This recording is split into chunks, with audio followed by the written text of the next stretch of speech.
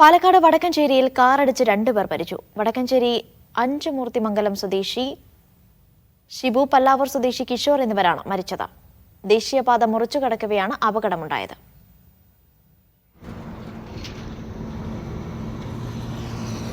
സാജിദ് അജ്മൽ വിവരങ്ങൾ നൽകാനായി ചേരുന്നു. സാജിദ്, എങ്ങനെയാണ് അപകടമുണ്ടായത്?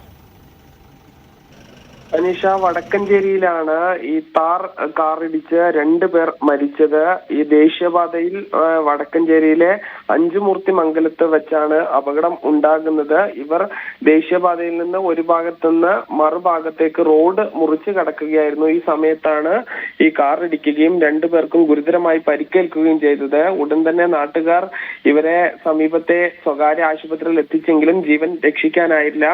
അഞ്ചുമൂർത്തിമംഗലം സ്വദേശി 27 വയസ്സുകാരൻ ഷിബു, പല്ലാവൂർ സ്വദേശി 26 വയസ്സുകാരൻ കിഷോർ എന്നിവരാണ് മരിച്ചത്. സുഹൃത്തുക്കളായി ഇവർ ഈ റോഡ് മുറിച്ചു കടക്കുന്നതിനിടെയാണ് ഈ കാറിടിച്ച് അപകടം സംഭവിച്ചത്.